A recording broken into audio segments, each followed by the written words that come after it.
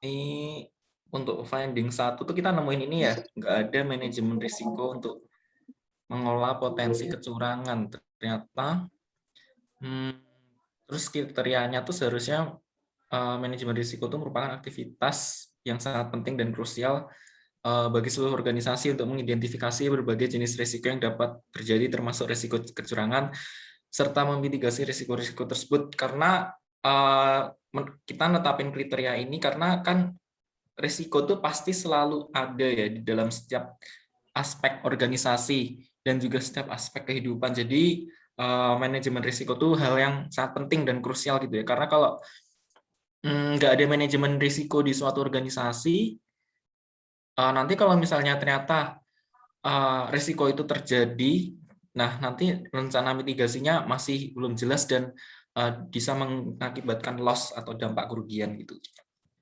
Oke. Terus Ini sebenarnya manajemen resiko ini bisa dijadiin lebih fokus gitu nggak sih? Atau gimana ya? Ini kan manajemen resiko itu mungkin luas gitu ya.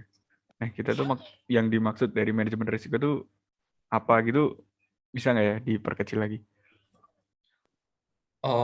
mungkin tergantung jenis risk source-nya nggak sih? Kayak misalnya ini kan risiko yang dalam hal ini karena pernah menemukan ini kan fraud yang dilakukan oleh staf saran solusi selama bertahun-tahun dan baru diketahui oleh pimpinan setelah 10 tahun berlangsung gitu kan. Jadi mungkin ini bisa dispesifikkan tergantung risk source-nya. Kalau dalam ini risk source-nya berarti lebih ke ini nggak sih? Oke, saya Operasional. teman-teman bisa saya interupsi dulu ya. Terima kasih sudah diskusi, sudah di-record ya kelompok ini. Nggak apa-apa, tadi ditunjukin aja Nobel, ya, saya senang tadi sharingnya, kalau manajemen resiko tadi yang tadi disinggung, ya. Dan itu tadi Nobel juga nyebutin itu tentang penyebabnya karena baru 10 tahun ada kejadian baru terungkap Pak gitu loh. Nah itu salah satu yang menjadi causes ya utamanya itu Nobel. Kenapa kok harus ada manajemen resiko gitu loh. Ya kemudian eh, harus ada kemudian ada satu review risiko secara rutin gitu sehingga kemudian jangan telat sampai 10 tahun gitu. Terus terang itu juga yang menjadi perhatian kami di UGM. Ya, banyak sekali kasus korupsi itu terungkap setelah pejabatnya itu sudah nggak ada, bahkan meninggal. Gimana kita nuntut akhirnya gitu loh. Ya sudah dikorupsi ya semoga bapaknya diampuni lah di kuburan sana.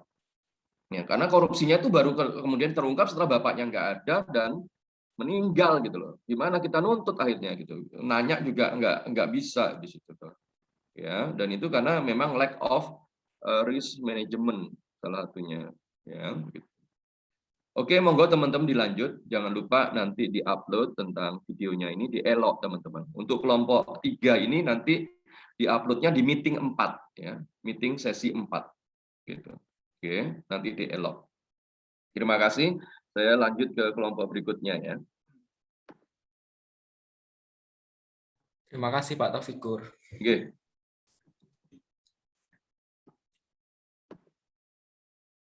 Oke, mungkin lanjut ke findings 2. Silahkan siapa yang menjelasin. Iya, aku.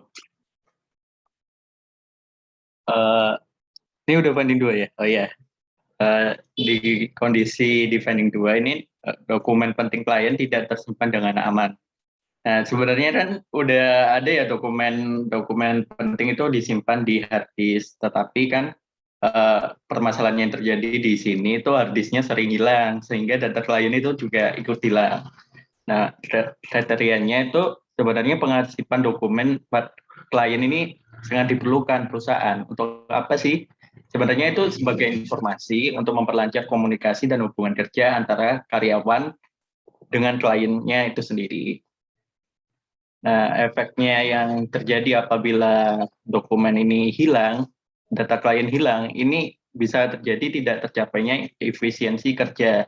Dikarenakan stafnya sendiri, ini harus mendata klien lagi untuk dapat melaksanakan jasa konsultasinya, supaya nggak keliru gitu kalau data-data dari klien itu hilang. Nah, penyebabnya sendiri, ini dikarenakan tadi ya, nggak ada penyimpanan komputasi yang memadai bagi karyawan, sebagai implikasi dari mayoritas dokumen yang diberikan oleh klien itu yang berupa soft file. Nah, responsnya sendiri sebenarnya kemarin dari auditornya sendiri itu tidak, tanggung jawab dari klien itu dipegang oleh staff melalui hard disk dan tidak ada perintah khusus untuk setiap data klien untuk di backup. Jadi sebenarnya semua dokumen itu ditanggung oleh staff, nggak ada perintah untuk membackup dari pimpinan itu. Jadi kalau misal data hilang ya udah hilang aja kayak gitu. Nah, sebenarnya aku mau izin nambahin. Sebenarnya juga berdasarkan apa yang tak lihat di kantornya itu secara langsung itu para stafnya itu banyak yang nyimpen dokumennya itu kayak seenaknya gitu. Mungkin kayak cuman ditaruh di atas meja, nggak selalu disimpan di rak kayak yang di foto itu.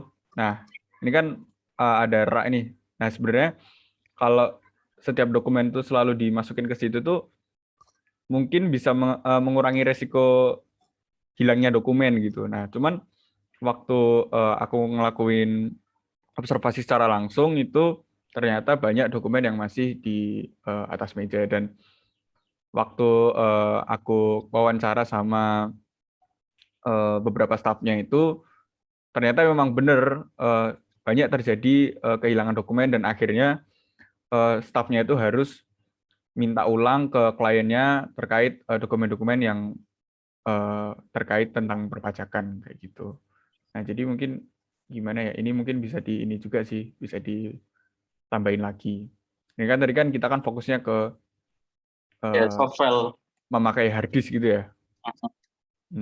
Tapi ini memang rekomendasinya juga udah paling benar sih pakai Google Drive. Jadi nggak cuman hard copy doang.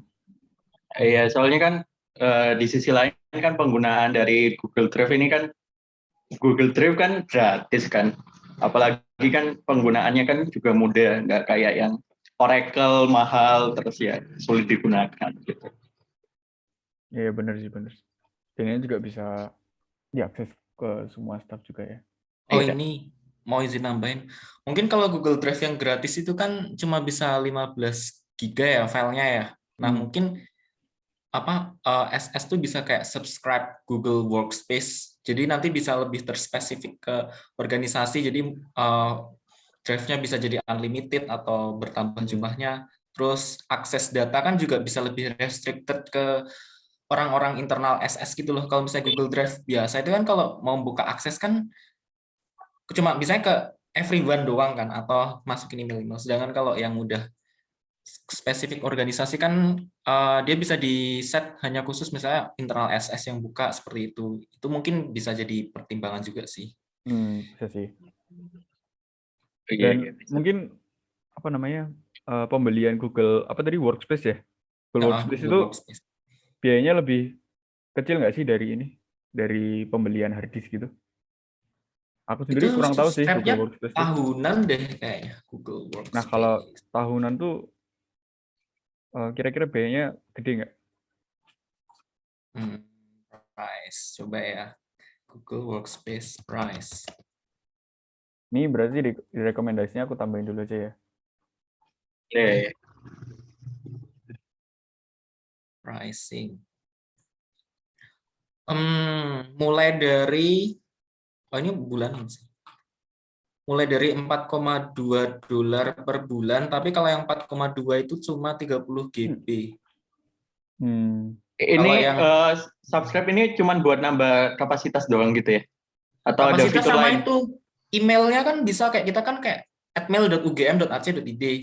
Jadi kayak lebih terpercaya gitu loh kalau domain emailnya. Jadi kan? bisa di-share ke khusus organisasinya gitu. Kayak iya, UGM. terus bisa di-set aksesnya cuma bisa ke khusus organisasi, kayak misalnya ini kan kita pakai worksheet ya UGM yang ada di mana, ini share-nya cuma bisa ke UGM gitu. Jadi nggak pakai email UGM nggak bisa akses kayak gitu. Oke. Oh ya benar-benar. Terus yang itu kan buat yang soft file, terus yang buat yang hard file tadi gimana? Oh iya, bisa ditambahin juga tuh. Ya. Kan tadi katanya apa namanya, naruh filenya masih kayak sembarangan gitu kan di rak-nya. Nah, mungkin bisa ini kali ya, dibikin kayak rak arsip gitu loh. Jadi cuman bisa buat nyimpen dokumen doang gitu. Kayak khusus tiap klien atau kayak diurutin tanggalnya atau gimana. Berarti bentuknya kayak rak yang digambar ini cuman gimana ya, lebih khusus gitu ya. Heeh, Hmm. lebih khusus buat dokumen gitu.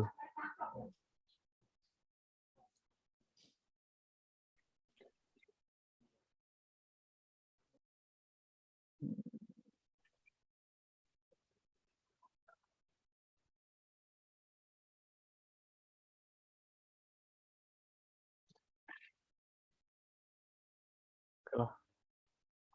Lanjut ya ke findings Yo, 3. lanjut. Nah, di sini kita juga apa ya, nemuin bahwa belum ada laporan rutin secara tertulis kepada klien tetap. Nah, di sini tuh jadi sebenarnya kenapa sih SS nggak punya laporan rutin secara tertulis pada kliennya itu karena berdasarkan respon yang saya dapatkan itu pimpinan berkata bahwa untuk pekerjaan secara rutinan di kantor saran solusi itu kepada kliennya biasanya berupa jasa lapor pajak. Nah, yang mana jasa lapor pajak ini kan sekarang udah secara online. Nah, secara online itu kita ngakses langsung ke website dan setiap klien tuh pasti punya akun sendiri. Nah, setiap akunnya itu pasti saran solusi juga megang akun itu gitu. Jadi kita kayak pihak saran solusi dan pihak klien itu sama-sama udah megang akun yang sama. Jadi misal pihak saran solusi udah nyelesain jasanya, nah itu dari pihak klien itu nggak usah minta konfirmasi atau gimana, tapi langsung bisa ngecek di websitenya itu pakai akun mereka sendiri gitu. Nah, jadi dari saran solusi sendiri belum ada apa ya, mungkin kebutuhan yang mendesak untuk adanya laporan rutin secara bulanan. Nah, cuman permasalahannya itu terjadi ketika ada jasa lain yang diberikan sama saran solusi di luar lapor pajak. Nah, kadang-kadang ada apa ya, jasa insidentil gitu yang diberikan. Nah, itu tapi nggak ada progres pelaporan setiap bulannya gitu. Nah, karena nggak adanya progres itu kadang terjadi apa ya, kayak semacam misinformasi atau ketidaksesuaian ekspektasi dari klien terhadap pekerjaan yang telah diselesaikan oleh pihak saran solusi gitu. Nah, ya terus kami sendiri akhirnya membuat rekomendasi yaitu untuk membuat laporan singkat terkait pekerjaan yang telah terselesaikan secara bulanan. Nah, laporan ini mungkin bisa berisi daftar pekerjaan yang terselesaikan, mungkin juga ada angka laporan keuangan atau pajak yang dikerjakan, dan ada juga informasi penting terhadap klien-kliennya. Kayak gitu sih. Ada yang mau nambahin nggak?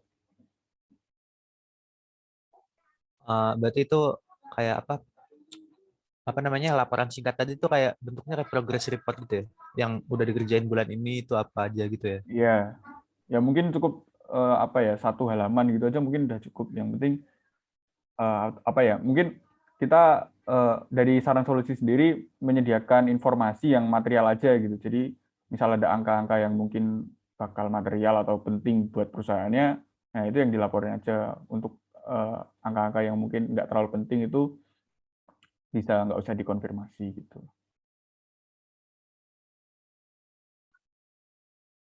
Dan juga kalau bisa ya konfirmasinya secara tertulis sih. Jadi kayak ada bukti nyatanya, ada apa ya, ada bukti formalnya gitu, dan nggak cuma dari telepon atau dari kirim message, mungkin kayak gitu. Ini mungkin ya yang finding keempat juga di saran solusi ini belum ada unit yang bertanggung jawab untuk melakukan pengawasan internal. Jadi belum adanya unit ini itu bisa mengakibatkan pelayanan jasa ini terjadi kecurangan atau kesalahan dari pihak stafnya sendiri gitu. Nah, di sini kami juga merekomendasikan untuk saran solusi segera membuat penyediaan unit pengawasan untuk mengawasi penyediaan layanan kepada klien supaya klien dapat lebih terkendali dan kecurangan yang terjadi dapat diminimalisir. Kayak gitu sih sebenarnya intinya. Itu sih, kalau pengawasannya sendiri kan mungkin bisa juga dibuat kayak SOP-nya gitu. Oh ya, bisa Artinya kan gitu. belum ada yang tertulis kan kalau dari saran solusi. Nah, itu mungkin bisa dibuat yang tertulis. Oke. Nah ini juga sebenarnya efeknya yang di finding scene itu berhubungan sama yang di finding 1 tadi, yang mana ada ini loh, ada aktivitas kecurangan dari staf saran solusi ke kliennya itu setelah 10 tahun baru terdeteksi gitu. Nah dengan adanya itu sebenarnya diperlukan adanya pengawasan internal untuk staf sendiri dalam melayani jasa kepada kliennya gitu. Jadi mungkin ada gimana ya, kalau ada pengawasan internalnya itu pekerjaan stafnya itu jadi merasa terawasi dan setiap bulan atau secara rutinan bisa direkap lagi ulang. Jadi nggak ada kesalahan dan resiko kecurangan yang dilakukan oleh staf saran solusi sendiri gitu. Itu sih. Ini findings kelima mungkin ya, lanjut. Oke. Buat findings ke-5 sama 6 ini kan kita findings-nya yang positif-positif gitu ya. Nah, ini contohnya ada fasilitas CCTV dan juga tempat parkir untuk klien. Nah, buat kriterianya kan memang kayak setiap perusahaan itu ya penting lah itu fasilitas CCTV dan juga tempat parkir yang memadai. Nah, penggunaan CCTV itu kan kayak bisa digunakan untuk melihat ulang suatu kejadian yang tidak diinginkan. Misal kayak ada pencurian kayak atau tadi kalau misal ada dokumen yang hilang itu bisa dilihat di CCTV. Terus kayak ada siapa yang ngambil atau gimana. Nah, kemudian kalau rekomendasi dari kita itu kan sebenarnya itu kan udah bagus ya. Mungkin cuman ini sih perawatan fasilitas yang dilakukan secara rutin. Kayak misalnya setiap bulan atau setiap berapa kali gitu, setiap CCTV-nya dicek itu masih berfungsi atau enggak seperti itu. Kalau mungkin ada yang rusak bisa diganti. Kalau menurut kalian gimana? Ada yang perlu ditambahin gitu nggak fasilitasnya? Mungkin mau nanya ini kalau di tempat parkir itu ada kayak mas-mas parkir atau yang jagain mobil-mobilnya gitu nggak atau kendaraan-kendaraan? Kalau kemarin dari yang tak lihat secara langsung di kantornya itu sebenarnya nggak ada sih kayak pihak khusus yang menunggu parkiran gitu nggak ada. Cuman lokasi dari kantor saran solusi ini kan sebenarnya ada di dalam perumahan gitu. Nah di perumahan ini letaknya itu di posisi paling depan gitu. Jadi kayak nomor satunya di perumahan gitu. Nah nomor satunya di perumahan ini tuh sebenarnya berdekatan sama lokasi satpam. Jadi satpamnya sendiri itu mungkin juga bisa dari lokasinya satpamnya itu bisa ngelihat lahan atau daerah parkiran di saran solusi gitu. Jadi cara nggak langsung mungkin ya terjaga gitu. Dan juga sebenarnya kadang ada pihak OB dan driver gitu mungkin yang sering nyuci mobil dan kadang nongkrong gitu di parkiran. Jadi kesannya itu di parkiran itu selalu kayak ada yang jaga gitu. Tapi kalau untuk pihak sendiri kayak misal mas-mas parkiran gitu nggak ada sih dari saran solusi. Berarti itu saran solusi kayak nambahin fee ke satpam perumahannya gitu nggak untuk jagain khusus? Oh iya sih sebenarnya ada tambahan khusus karena saran solusi sendiri juga pengen biar satpamnya itu juga aktif jaga di kantornya itu. Jadi nggak cuman malam doang, jadi pagi, siang gitu harapannya juga bisa selalu ngecek bolak-balik gitulah. Jadi saran solusi juga ngasih fee tambahan sedikit buat satpamnya. Oke, thank you. Kalau dari aku itu aja sih yang mau ditanyain. Oke. Mungkin next. Nah, buat findings kita yang keenam itu kan adanya pengendalian internal secara langsung dari pimpinan saran solusi. Nah, karena tuh pengendalian ini kayak lebih ke pengendalian informal sih, kayak ngecek ke karyawannya gitu. Nah, kemudian kayak apa namanya respons dari audit ini kan kayak pengendalian internal itu dilakukan karena karyawan itu seringkali tidak terasa termonitor gitu kan, kayak mereka bekerja seenaknya sendiri, kayak produktivitasnya kemudian jadi menurun dan pekerjaan ketunda-tunda gitu. Nah, mungkin rekomendasinya kan pengendalian ini dilakukan secara rutin, baik secara langsung kayak pimpinan kayak berjalan keliling gitu, atau secara tidak langsung melalui CCTV. Kemudian pengendalian harus dievaluasi. Nah, mungkin apa namanya rekomendasi dari findings ini berhubungan ke ini ya, ke findings 4 yang belum ada suatu unit yang melakukan pengawasan. Oh iya benar. Kan kayak menurut kita kayak kurang efektif gitu kan pengendalian oleh pimpinan sendiri itu. Soalnya kayak jadwal pimpinan juga kan kayak mungkin padat gitu kan ya. Jadi mungkin ya sih harus segera apa namanya membentuk suatu unit gitu buat melakukan pengawasan.